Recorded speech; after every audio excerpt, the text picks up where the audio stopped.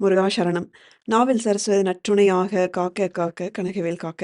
எல்லோருக்கும் வணக்கம். நனிதா பேசுறேன். நான் நல்லா இருக்கேன். நீங்க எல்லாரும் எப்படி இருக்கீங்க? ஸோ எங்க பார்த்தாலும் எலக்ஷன் நியூஸ் தான். அதனால தான் வந்து நான் ஒரு வாரமா வீடியோ போடல. ஸோ இது எத்தன பேர் நீங்க வந்து பார்க்க போறீங்க அப்படிங்கிறதும் தெரியல. ஆனா ரொம்ப கேப் விட வேணாம் அப்படின்ட்டு சரின்னு ரெஸ்யூம் பண்ணியாச்சு. ஸோ இன்னைக்கு நீங்க தம்ப்நெயில் பார்த்துருப்பீங்க என்ன பேச போறோம் அப்படிங்கிறது. ஒரு வாட்டி இங்க நான் யுகே கோயிலுக்கு போகும்போது, அங்க ஒரு சிவாச்சாரியார் இருக்காரு. அவர் வந்து அவருடைய நித்திய பூஜை டெய்லியும் பண்ற விஷயங்கள், அந்த விக்கிரகம்லாம் சின்ன சின்ன சைஸ்ல வச்சு, அவரு வந்து அப்பதான் எல்லாம் வாஷ் பண்ணி வச்சுட்டுருந்தாரு. நான் அதில ஒரு சிவலிங்கம் பார்க்குறேன். பார்த்துட்டு, "ஐயா, இது நீங்க பூஜை பண்ற சிவலிங்கமா?" அப்படின்னா, "ஆமா" அப்படின்றாங்க. நான் வந்து அத கையில தொட போயிட்டேன். அதுக்கப்புறம், "ஐயோ! தொடாதீங்க" அப்படின்னாங்க. "Okay, okay. சாரி" அப்படின்ட்டு, நான் வீட்ல வந்து நானும் சிவலிங்கம் வச்சு வழிபாடு பண்றேன்" அப்படின்னு சொன்னேன். அப்ப அவர் கேட்குறாரு, "நீங்க அசைவம் சாப்பிடுவீங்களான்னு?" "இல்ல நான் வெஜிடேரியன்" அப்படின்றேன். "வீட்ல அசைவம் சமைப்பீங்களா?" அப்படின்னு கேட்குறாரு. "ஆமா, பையனும், ஹஸ்பண்டும் சாப்பிடுவாங்க. சமைக்கிறேன்" அப்படின்னு சொல்றேன். அப்ப வந்து "நீங்க பண்ற பூஜையில எந்த ஒரு சக்தியுமே கிடையாது. நீங்க பண்ணிக்கலாம். ஆனா அதுல எந்த ஒரு பவரும் கிடையாது" அப்படின்னு அவர் சொல்றாரு. அ ஸோ இதுக்கு நான் என்ன பதில் சொன்னேன்? அதுக்கப்புறம் நான் சிவபெருமான் கிட்ட என்ன கேட்டேன்? அப்புறம் சிவபெருமான் எனக்கு என்ன பதில் சொன்னார்? இது எல்லாமே வந்து வீடியோக்குள்ள போக போக நான் சொல்றேன். இது மாரி நம்மள நிலக்குலைய வைக்கிற மாரி நெறைய விஷயங்கள் வந்து நமக்கு குழப்பத்த உண்டு பண்ணும். நான்வெஜ் வந்து நம்ம விரத நாட்கள்ல சாப்பிடுறதெல்லாம் ஓகே. பட் நான்வெஜ் சாப்பிடுறதுனால வந்து நம்ம கடவுள் அ நமக்கு பக்தி வந்து கம்மியா இருக்கோ, இல்ல வந்து வெஜிடேரியனா மாறுறதுனால வெஜிடேரியனா இருக்கிறனால ஏதாவது பெனிஃபிட் இருக்கா? நான் மாறணுமா? என்கிட்ட வந்து எனக்கு இருக்கறதுலயே வந்து அதிகமான 2 டைப் ஆஃப் கேள்வி தான் அதிகமா வரும். ஒண்ணு பீரியட்ஸ், அடுத்தது இந்த நான்வெஜ் பத்தி. ஸோ பீரியட்ஸ் பத்தி நான் டீட்டெயிலா வந்து வீடியோ போட்டிருக்கேன் ஆல்ரெடி. அதே மாரி இந்த அசைவம் சாப்பிடுதல் அப்படிங்கிற விஷயத்துலயும் வந்து பார்த்தீங்கன்னா, நம்ம இன்னைக்கு பேச போறது ரொம்ப ரொம்ப பிராக்டிகலா இத நம்ம அப்ரோச் பண்ண போறோம். நீங்களும் ஒரு ஓப்பன் மைண்டோட வந்து இத நீங்க கேளுங்க. ஸோ வீடியோவோட முடிவுல உங்களுக்கு எல்லா கேள்விக்கும் பதில் இருக்கும். நீங்க வந்து நான்வெஜ்லேருந்து வெஜ்ஜா மாறப் போறீங்களா? இல்ல வெஜ்ஜிலேருந்து நான்வெஜ்ஜா மாறப் போறீங்களா? ஏதோ ஒரு குழப்பத்துல இருக்கீங்களா? இப்ப ஹெல்த்துக்காக நான்வெஜ் சாப்பிடுறவங்களுக்கு என்ன பண்றது? கடவுள் வந்து நான்வெஜ் சாப்பிடுறத ஒரு பாவமா பார்க்குறாரா? தர்மமா? அதர்மமா? இது எல்லாத்துக்கும் நமக்கு இன்னைக்கு இந்த வீடியோவோட முடிவுல பதில் கிடைச்சிரும். நம்ம சேனலுக்கு நீங்க புதுசா இருக்கிற மாரி இருந்தா, ஸ்க்ரீன்ல பார்க்குற இந்த வேல்மாறல் அப்படிங்கிற ரத்தின பேடை அப்படிங்கிற அந்த புத்தகத்தில வேல்மாறல் மட்டும் கிடையாது. நீங்க ஸ்க்ரீன்ல பார்க்குற இவ்வளவு பதிகங்களும் இருக்கு. ஸ்கிரீன்ஷாட் எடுத்து வச்சுக்கோங்க. இந்த புத்தகம் மற்றும் திருப்புகழ் புத்தகம் பதம் பிரித்து வந்து எளிமையான முறையில் விளக்க உரையோட படிக்க தூண்டும் வகையில் அமைந்திருக்கிற இந்த திருப்புகழ் புத்தகம் வேணும் அப்படின்னாலும், ஸ்க்ரீன்ல காட்டுற ரம்யா சிஸ்டர் நம்பருக்கு வாட்ஸ்அப் பண்ணுங்க. கால் பண்ணாதீங்க. வாட்ஸ்அப் பண்ணிட்டு வெயிட் பண்ணுங்க. அவங்க ரிப்ளை பண்ணுவாங்க. ஸோ அதே மாரி முருகப்பெருமானை சுவாசிக்கவும், நேசிக்கவும் வைக்கும் பல பதிவுகள் பார்க்கணும் அப்படின்னா, நம்ம சேனலுக்கு நீங்க சப்ஸ்கிரைப் பண்ணிக்கோங்க. வீடியோக்கு ஒரு லைக் போட்டுக்கலாம். இப்போ டாபிக்க கன்டின்யூ பண்ணுவோம். அ ஒரு ஒரு விஷயம் பொதுவா என்ன அப்டின்னா, இந்து மதத்தின் படி, அ எந்த இடத்திலும் அசைவம் சாப்பிடுவதால, நம்ம உணவு பழக்கத்தால, அந்த இடத்துல வந்து பக்தியின் தன்மை குறைவா இருக்கும் அப்டிங்கிற மாரி எங்கேயுமே முத்திரை குத்தப்படவில்லை. எந்த இடத்துலயுமே, எந்த புராணங்களும், "நீ வந்து அசைவம் சாப்பிடுறது, அதாவது புலால் உண்றதுனால, உன்கிட்ட கடவுள் இருக்க மாட்டாரு." அப்படிங்கிற மாரி எங்கேயுமே வந்து நமக்கு யாரும் ஒரு அழுத்தம் திருத்தமா சொன்னது கிடையாது. இது ஒரு நல்ல விஷயம். அட் த சேம் டைம் நம்ம இதையும் மறுக்க முடியாது. நம்ம எல்லாத்துக்கும் ஒரு வாழ்வியல் கோட்பாடா நம்ம பார்க்கறது திருக்குறள். திருக்குறள்ல இல்லாத ஒரு ஒரு விஷயம் ஒண்ணு இருக்கா அப்படின்னா, எதுவுமே கிடையாது நம்மளோட வாழ்க்கைக்கு. அந்த திருக்குறள்ல புலால் உண்ணாமைக்கு திருவள்ளுவர் ஒரு அதிகாரமே வச்சிருக்காரு.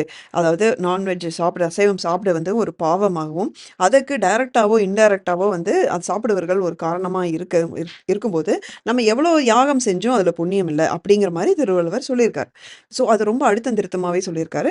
திருவள்ளுவர் இல்லாம அதற்கு ஒரு படி மேலாக வள்ளலார் பார்த்தீங்கன்னா, அவருடைய அந்த சன்மார்க்க சங்கத்தில வந்து அசைவம் சாப்பிடாம இருக்கிறது தான் வந்து மிகப்பெரிய ஒரு கோட்பாடே. இப்போ வரைக்கும் வள்ளலார் ஃபாலோவர்ஸ் வந்து நமக்கு தெரிஞ்சவங்களே நெறைய பேர் இருப்பாங்க. அவங்க நான்வெஜ் சாப்பிட மாட்டாங்க. அந்த ஜீவகாருண்யம் அப்படிங்கிறத ரொம்ப ரொம்ப ஸ்ட்ராங்கா வலியுறுத்தி, முக்திக்கு அதுதான் வழி. அதாவது ஒரு ஒரு அசைவம் சாப்பிடுறவங்க இடத்துல வந்து ஒரு முழுமையான ஒரு கருணை இருக்காது. பிற உயிர்கள் இடத்துல வந்து அன்பா இருக்கணும். அப்படிங்கிற மாரி அவர் ரொம்ப ரொம்ப ஸ்ட்ராங்கா சொல்லியிருப்பார். ஸோ இந்த ஜீவகாருண்யம் அப்படிங்கிற விஷயத்த நம்ம எங்கேயுமே தவிர்க்கவே முடியாது.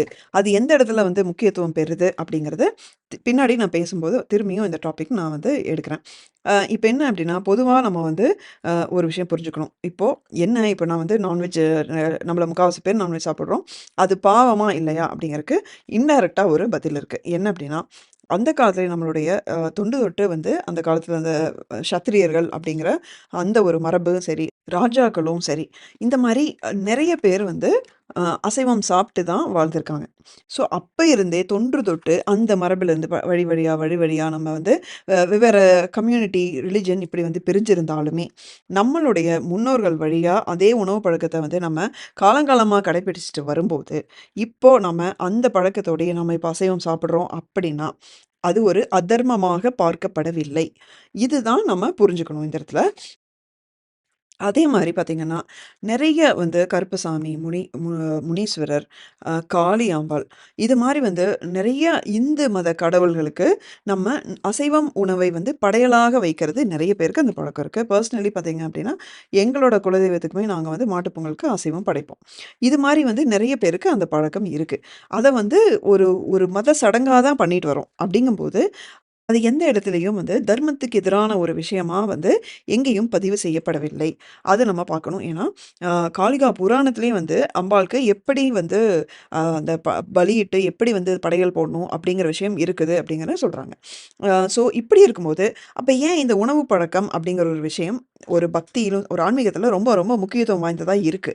இதுக்கு என்ன காரணம் அப்படின்னா, பேசிக்கா பார்த்தீங்கன்னா, உணவு வகையில 3 விதமா பிரிப்பாங்க. சாத்விக உணவுகள், ராஜசிக உணவுகள், தாமசிக உணவுகள். இப்படி 3 வகையா பிரிப்பாங்க. ஸோ சாத்விக உணவுகள் அப்படிங்கிறது நீங்க பார்த்தீங்கன்னா, காய்கறிகள், பழங்கள், பால் இந்த மாரி தூய்மையான சைவ உணவுகள். இது பொதுவா பார்த்தீங்கன்னா, இது மனசுக்கு ஒரு அமைதியும், கவனம் இதெல்லாம் வந்து அதிகப்படுத்தக்கூடிய ஒரு உணவுகள். அதனால தான் வந்து ஆன்மீகத்தில இந்த உணவுகள் முக்கியத்துவம் வாய்ந்ததா இருக்கு. இதே பார்த்தீங்கன்னா, ராஜசிகம், தாமசிகம் உணவுகள் வந்து பொதுவா வந்து காரம், புளிப்பு இதெல்லாம் அதிகமானது. அசைவ உணவுகள். அதே மாரி பார்த்தீங்கன்னா, காஃபி, டீ இது மாரி. இந்த மாரி அ வகையான உணவுகள் பார்த்தீங்கன்னா, ஒரு பேசிக்காவே வந்து ஒரு ஆக்ரோஷம், ஒரு கோவம், இல்ல அப்டின்னா மந்தமான நிலை. அசைவ உணவுகள்லாம் அந்த கேட்டகரில வரும். அப்ப என்ன ஆகும் அப்டின்னா, இது ஸ்பிரிச்சுவாலிட்டில எந்த இடத்துல இது ஒரு பாதிப்ப கொண்டு வருது அப்டின்னா, இப்போ நீங்க மெடிடேஷன், யோகா இது மாரி விஷயங்கள் நீங்க அடுத்தடுத்து நீங்க போறீங்க அப்டிங்கும்போது, இந்த உணவுகள் அதில் ஒரு ஒரு இன்டைரக்ட்டா ஒரு ஒரு உங்களுக்கே தெரியாம ஒரு பாதிப்ப உண்டாக்கும் அப்படிங்கிறனால தான் வந்து, அம் உணவு பழக்கம் வந்து ஆன்மீகத்தில முக்கியத்துவம் வாய்ந்ததா கருதப்படுது. ஆன்மீக பாதையில இருக்கிறவங்களுக்கு இந்த உணவு பழக்கம் ஒரு சிறிய அளவிலாவது ஒரு பாதிப்பு இருக்கும் அப்படின்னு நீங்க சொல்றீங்களே, அப்போ வந்து நான் அசைவம் சாப்பிடுறேன். அப்ப நான் என்ன பண்றது? அப்படின்னு கேட்கிறவங்களுக்கான பதில் என்ன அப்படின்னா, ஒண்ணு என்ன நம்ம ரொம்ப ரொம்ப ரொம்ப முக்கியமான விஷயம் அப்படின்னா, கடவுள் அப்படிங்கிறவரு தூணிலும் இருப்பார், துரும்பிலும் இருப்பார். இது நம்மளுடைய இந்து மதத்துடைய ஆழமான ஒரு நம்பிக்கை. அவர் எங்கும் இருப்பாரு. பிரபஞ்சத்தோட ஒவ்வொரு அணுவிலும் அவர் இருக்காரு அப்படிங்கிற ஒரு விஷயம் நமக்கு புரியுது அப்படின்னா நம்ம சாப்பிடும் உணவுகளாலும், நம்ம சமையல் அறையில வந்து சமைக்கக்கூடிய உணவுகளாலும், கடவுளுடைய இருப்பை யாராலும் கட்டுப்படுத்த முடியாது. நீங்க வந்து நான்வெஜ் சாப்பிடும்போது உங்ககிட்ட கடவுள் இல்ல அப்படின்னு யாராலயும் சொல்ல முடியாது. அப்போ எத பொறுத்து அது இருக்கு அப்படின்னா, நீங்க என்ன சாப்பிடுறீங்க அப்படிங்கிற விஷயத்த பொறுத்து கிடையாது. உங்களுடைய பக்தியின் ஆழத்தை பொறுத்தும், உங்களுடைய மனதின் தூய்மையை பொறுத்தும், உங்களுடைய எண்ணம், சொல், செயல் அங்க தான் கடவுள் இருக்காரு. அத பொறுத்து தான் கடவுள் உங்ககிட்ட இருக்காரா? இல்லையா? அப்படிங்கிறத சொல்ல முடியும். அது உணவை பொறுத்து அல்ல. இத வந்து நம்ம கண்டிப்பா புரிஞ்சுக்கணும். இப்போ அசைவம் சாப்பிடாம நான் சைவம் தான் சாப்பிடுறேன் அப்படின்ட்டு, 4 பேருக்கு வந்து ஒருத்தன் கெட்டது பண்றான் அப்படின்னா, அந்த இடத்துல கடவுள் சத்தியமா இருக்கவே மாட்டாரு. அதே ஒருத்தங்க வீட்ல அன்பு, கருணை, பிறருக்கு உதவக்கூடிய அந்த குணம், நேர்மறையான எண்ணங்கள் எல்லாம் இருந்தா, அந்த வீட்ல நான்வெஜ் செஞ்சாலும் சரி, செய்யாட்டியும் சரி, அந்த இடத்துல தெய்வம் தானாகவே குடியிருக்கும். அந்த அவங்க வீட்ல வந்து அப்ப என்ன சமையல் நடந்துட்டு இருக்கு அப்படிங்கிறத கடவுள் பார்க்க மாட்டாரு. ஸோ, நீங்க உங்க வீட்ல அசைவம் சமைத்து சாப்பிடுறதுனால, உங்களுக்கு இறைவனோட, கடவுளோட அருள் இல்ல அப்படிங்கிற மாரி இனிமே எந்த ஒரு கில்ட்டும் உங்களுக்கு தேவையில்ல. அப்படிங்கும்போது, ஏன் வந்து ஒரு ஆன்மீகத்தில இது முக்கியத்துவம் வாய்ந்ததா இருக்குன்னா, நான் முன்னாடியே சொன்ன மாரி, அந்த நீங்க ஆன்மீகத்தில அடுத்தடுத்து நீங்க ஆன்மீக பயிற்சியில ஈடுபடுறீங்க. அதாவது தியானம், யோகா, அதே மாரி சில பேரு அட்லீஸ்ட் சந்நியாசம், துறவறம் இந்த அளவுக்கு கூட அந்த எக்ஸ்டெண்ட் கூட போகலாம். இல்ல போகலாம், ஃபியூச்சர்ல போகலாம் அப்படிங்கிற மாரி கூட இருக்கலாம். ஸோ இது மாரி நீங்க ஆன்மீக பயிற்சிகள்ல அடுத்தடுத்து வந்து ஈடுபடுறீங்க அப்படின்னா, அந்த இடத்துல நீங்க அசைவத்த தவிர்த்து சைவமா சாப்பிடுறது வந்து மிகப்பெரிய ஒரு தாக்கத்தை பாசிட்டிவா தாக்கத்தை உண்டு பண்ணும். ஏன்னா, அது சாத்வீகமா நீங்க வந்து சாப்பிடும்போது, அந்த உங்களுக்கு உள் மனசுக்குள்ள நீங்க கடவுள தேடி நீங்க போகும்போது, அது கண்டிப்பா உதவியாக இருக்கும். அது நம்ம இல்ல அப்படின்னு சொல்ல முடியாது.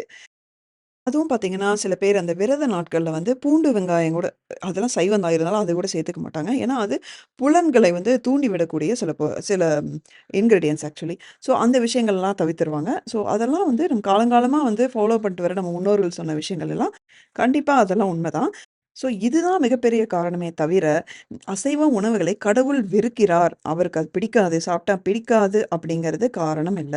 இத நம்ம புரிஞ்சுக்கணும். அதனால தான் ஒவ்வொரு கோயில்ல பார்த்தீங்கன்னா, விதிமுறைகள் மாறும். சில கோயில்ல வந்து நீங்க அசைவம் சாப்பிட்டுருந்தா 24 மணி நேரத்துக்கு முன்னாடி சாப்பிட்டுருந்தா மட்டும் தான் வரணும்னு இருக்கும். சில கோயில்கள்ல 3 நாள் கடைசி 3 நாள் நீங்க சாப்பிட்டிருந்தாலே வரக்கூடாது அப்படிங்கிற மாரி அந்த ரூல்ஸ் எல்லாம் வச்சிருப்பாங்க.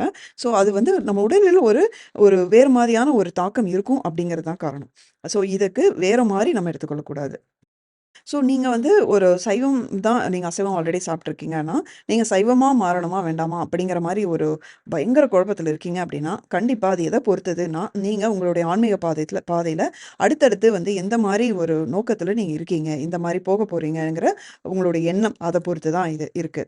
அதே மாரி நீங்க ஒரு முக்தி நிலை அடையணும். இதுக்கப்புறம் எனக்கு பிறப்பே வேண்டாம் சாமி. இதே போதும். எப்படியாவது கடவுள் காலடிய போய் சேர்ந்தா போதும். அப்படிங்கிற விஷயத்துல ரொம்ப, ரொம்ப நீங்க தீவிரமா இருக்கீங்க. முக்தியை நோக்கி உங்களதுடைய பயணம் வேகமா இருக்கணும் விரும்புறீங்க. இதுக்கப்புறம் வந்து எனக்கு நான் பிறக்கவே வேணாம். அப்படிங்கிற மாரி அந்த அளவுக்கு ரொம்ப ஒரு சீரியஸ் தாட்ல இருக்கீங்க அப்படின்னா, அங்க தான் இந்த ஜீவகாருண்யம் அப்படின்னு முன்னாடி பேசின விஷயம் இங்க உள்ள வருது. எந்த இடத்துல ஜீவகாருண்யம் மேஜரா ப்ளே பண்ணுது அப்படின்னு நான் நம்புறேன் அப்படின்னா, நம்மளுடைய கர்மாவை கரைப்பதில் நம்ம இந்த ஜீவகாருண்யம் அப்படிங்கிற விஷயம் வந்து கண்டிப்பா உதவி பண்ணும். அதாவது என்ன சொல்ல வரேன் அப்படின்னா, அந்த எல்லையற்ற கருணையின் காரணமாக நம்ம வந்து அம் அசைவம் சாப்பிடுறத வந்து தவிர்த்துட்டு, முழுமையா சைவம் சாப்பிடுற இடத்துல ஜீவகாருண்யம்ங்கிறது மேல் நோங்கி நிக்கும்போது, அந்த இடத்துல நம்மளுடைய கர்ம வினைகள் வேகமாக கரையும் வாய்ப்பு இருக்கிறது. அது அந்த கோட்பாடு தான் வள்ளலாருடைய கோட்பாடு. அத வந்து நம்மளால எங்கேயும் மறுக்கவும் முடியாது. அப்ப நான்வெஜ் சாப்பிட்டா அப்ப எனக்கு முக்தியே கிடைக்காதா? அப்படின்னா, அது அப்படி கிடையாது. நான்வெஜ் சாப்பிட்டாலும் நம்மளுடைய பக்தியின் உணர்வு மேலோங்கி நிற்கும் பட்சத்தில நம்மளால முக்தி அடைய முடியும். நம்மளுடைய எல்லாருக்கும் தெரிந்த ஒரு எடுத்துக்காட்டு யாரு அப்படின்னா, கண்ணப்ப நாயனார். அவர் வந்து நான் ஒரு வேடர் குலத்த சேர்ந்தவர் தான். நான்வெஜ் சாப்பிடுறவர் தான். நான்வெஜ்ஜே அதாவது பன்றிய கொண்டு அதையே தான் சிவலிங்கத்துக்கு படைச்சாரு. அவருக்கு அவரோட ஒரு பக்தி ஒரு எக்ஸ்ட்ரார்டினரியான பக்தியின் காரணமாக அவருக்கு உடனடியாக அவருடைய அந்த சிவலிங்கத்த பார்த்து பூஜை பண்ண சில நாட்கள்லயே வந்து அவருக்கு முக்தி கிடைச்சது. அ அத ரெகுலரா பூஜை பண்ணிட்டு இருந்த குருக்களுக்கு பார்த்தீங்கன்னா, அதுக்கப்புறம் தான் முக்தி கிடைச்சது. ஸோ, தூய்மையான பக்தியும், பக்தியின் ஆழமும் உங்களோட எண்ணங்களும் தான் முடிவு பண்ணும். நம்மள கடவுள் வந்து எந்த மாரி முக்திக்கு இட்டு செல்றாரு அப்படிங்கிறது முடிவு பண்ணும். இப்போ எனக்கு நடந்த அந்த விஷயத்துல என்ன ஆச்சு அப்படிங்கிறத சொல்றேன். ஸோ, சிவாச்சாரியார் வந்து என்கிட்ட வந்து சொல்றாரு, "நீங்க பண்ற பூஜையில எந்த ஒரு சக்தியும் இருக்காது" அப்படிங்கிறாரு. இதுக்கு நான் அசரவே இல்ல ஆக்சுவலி. ஏன்னா நான் வந்து மாசக்கணக்குல வந்து அந்த பூஜைய நான் பண்ணிட்டுருக்கேன். நான் வந்து சிவன ஃபீல் பண்ணியிருக்கேன் ஆக்சுவலா. அப்படிங்கும்போது நான் அவர்ட்ட சொல்றேன். கண்ணப்பனார் கத தான் சொல்றேன் அவர்கிட்ட. அவர் சொல்றாரு, "அதெல்லாம் புராணம்" அப்படிங்கிறாரு. அப்ப வந்து அவருக்கு இல்ல என்னோட பக்தியின் மேல என்னுடைய பக்தி உணர்வுபூர்வமான பக்தி. நான் ஆகம விதி வந்து நான் ஃபாலோ பண்ணல அப்படின்னாலும், என்னுடைய பக்தி உணர்வுனால வந்து கடவுள் கண்டிப்பா என்கிட்ட இருப்பாரு அப்படின்னு சொல்லிட்டு நான் வந்துட்டேன். வீட்டுக்கு வந்துட்டு நான் சிவபெருமான் கிட்ட வந்து வேண்டுனது என்ன அப்படின்னா, நான் எங்கேயுமே நிலைகுலையல, எந்த இடத்துலயுமே அசரல. என்னோட பூஜைய நான் தொடர்ந்து பண்ணிட்டு தான் இருக்க போறேன். என்னுடைய பக்தி உணர்வு பூர்ணமானது. ஆனா, அவருக்கு நான் பதில் சொல்ட்டேன். ஆனா, நீங்க எனக்கு பதில் சொல்லணும் அப்படின்ட்டு நான் வந்து சிவபெருமான் கிட்ட வேண்டுறேன். அதுக்கப்புறம் 2வது நாள்லயே வந்து எனக்கு அவரு பதில் சொல்றாரு. திடீர்னு நான் கிச்சன் போறேன். டீ போடலாம் அப்படின்னு போடுறேன். ஃபோன் எடுத்துட்டு போறேன் என்னை அறியாம. ஃபோன் வச்சுட்டு நான் வந்து டீ போடலாம் அப்படின்னு அந்த பாத்திரம் வைக்கும்போது, அம் எங்கிருந்தோ வந்த வெளிச்சத்தில பார்த்தீங்க அப்படின்னா, திடீர்னு என்னுடைய அந்த கிச்சன்ல நமக்கு முன்னாடி அந்த டைல்ஸ் இருக்கும் இல்லைங்களா அடுப்புக்கிட்ட, அந்த டைல்ஸ்ல பார்த்தீங்க அப்படின்னா, நீங்க இப்ப இந்த ஸ்க்ரீன்ல பார்க்குற ஒரு சிவலிங்கம், நல்லா நடுவுல வந்து பட்டையோட அந்த சிவலிங்கம் வந்து தோன்றுது. அது இருந்தது பார்த்தீங்கன்னா, ஒரு 10, 15 செகண்ட் தான். அதுக்கப்புறம் அது மறைஞ்சு போகுது. அது எப்படி அந்த வெளிச்சத்தில எப்படி ஃபார்ம் ஆயி வந்தது அப்படின்னு தெரியல. அது எனக்கான பதிலா நான் எடுத்துக்கிட்டேன். ஏன்னா, எந்த இடத்துல நம்ம வந்து நான்வெஜ் சமைக்கிறோமோ, அந்த இடத்துல தான் அந்த சிவலிங்கம் தோன்றுச்சு. அப்படிதான் எனக்கு அவர் வந்து பதில் சொன்னாரு. ஸோ என்னுடைய இதுல என்னுடைய ஸ்ட்ராங்கான ஒரு ரெக்கமெண்டேஷன் என்ன அப்படின்னா, நீங்க வந்து உங்களுக்கு இப்போ ஹெல்த் ரீசன் இருக்கு. அதனால வந்து நான் வந்து நான்வெஜ் சாப்பிடலாமா அப்படின்னு கேட்கிறவங்களுக்கு தயவு செய்து சாப்பிடுங்க. எந்த கில்ட்டும் தேவையில்ல. ஏன்னா நெறைய பேருக்கு நான்வெஜ் சாப்பிடாம வெஜிடேரியன் இருக்கிறவங்களுக்கு விட்டமின் பி12, ஃபோலிக் ஆசிட், கால்சியம், அயர்ன் இப்படி எல்லா வகையான குறைபாடும் இருக்கு. நம்ம ரெகுலரா செக் பண்ணா நெறைய பேருக்கு அது தெரியவே தெரியாது. விட்டமின் B12 மட்டும் வெஜிடேரியன்ல ரொம்ப ரொம்ப கஷ்டம் கிடைக்கிறது. நீங்க ஒரு வேள வெஜிடேரியனா ஆல்ரெடி இருந்தீங்க அப்படின்னா, ரெகுலரா செக் பண்ணணும். அதுக்கு நீங்க இன்ஜெக்ஷன் போட்டுக்கணும், சப்ளிமெண்ட்ஸ் எடுக்கணும். ஆக்சுவலி ஸோ அது யாருமே பண்றதில்ல. விட்டமின் B12 குறையும்போது தான் வயிற்று பிரச்சனைகள் எல்லாமே ஆரம்பிக்கும். இதுக்கு இதான் காரணம் அப்படிங்கிறதே பார்த்தீங்கன்னா, நெறைய பேருக்கு தெரியாது. ஸோ ஹெல்த் ரீசன்ஸ் இருக்கிறவங்க, தயவு செய்து வந்து நான்வெஜ் எந்த ஒரு கில்ட்டும் இல்லாம சாப்பிடுங்க. அதே மாரி ஆல்ரெடி நான்வெஜ் சாப்பிட்டுருக்கிறவங்களுக்கு எந்த கில்ட்டும் வேணாம். அ என்ன அப்படின்னா, உங்களுடைய பக்தி உணர்வு அண்ட் எண்ணம், சொல், செயல் இதெல்லாம் தூய்மையாக இருக்கும் பட்சத்தில், உங்களுக்கு வந்து கடவுளே உதவி செய்வாரு. முக்திக்கு உங்கள எப்படி கூட்டிட்டு போகணும் அப்படின்னு, அவரே வந்து உங்களுக்கு தடுத்தாட்கொள்வார். தடுத்தாட்கொள்றது அப்படின்னா, உங்களுடைய உணர்வு, உங்களுடைய எண்ணங்கள் உங்களுடையதையா இருக்காது. ஆக்சுவலி முருகப்பெருமானோ, சிவபெருமானோ வந்து உங்களுடைய உணர்வுகளோட விளையாடி, அது வழியா வந்து அவங்க உங்களுக்கு என்ன செய்தா நீங்க முக்திக்கு போக முடியுமோ, அத வந்து அவங்களே பண்ண வைப்பாங்க. இத நான் வந்து ஸ்ட்ராங்கா நம்புறேன். ஆக்சுவலி. ஸோ இது வந்து நீங்களும் புரிஞ்சுக்கோங்க. அதுக்கு வந்து அது டைரக்ட்லி ப்ரொபோர்ஷனல் டூ உங்களுடைய பக்தி உணர்வு. உங்களுடைய பக்தி உணர்வு தான் அத முடிவு பண்ணும். கடவுள் உங்களுடைய பக்தி உணர்வின் காரணமாக தடுத்தாட்கொள்கிறார் அப்படின்னா, நீங்க என்ன பண்ணணும்? என்ன சாப்பிடணும்? நீங்களுடைய என்னெல்லாம் கர்மாவ கழிக்கணும்? என்னெல்லாம் புண்ணிய காரியம் பண்ணணும்? எல்லாமே அவரு வந்து முடிவு பண்ணுவாரு. ஸோ அந்த இதுல நீங்க எப்பயுமே தெளிவா இருங்க. அதே மாரி அசைவத்தில இருந்து சைவத்துக்கு மாறலாமா அப்படின்னு இருக்கிறவங்க வந்து, அது உங்களுடைய ஆன்மீக பயணம் எப்படி இருக்க போகிறது அப்படிங்கிறத அதுதான் முடிவு பண்ணும். அட் த சேம் டைம் எனக்கு சாப்பிடவே பிடிக்கல, சாப்பிட தோணல, திடீர்னு எனக்கு இதெல்லாம் வந்து சாப்பாடு மாரியே தெரியல, என்னால சாப்பிட முடியல அப்படின்னா, நீங்க விட்டுருங்க.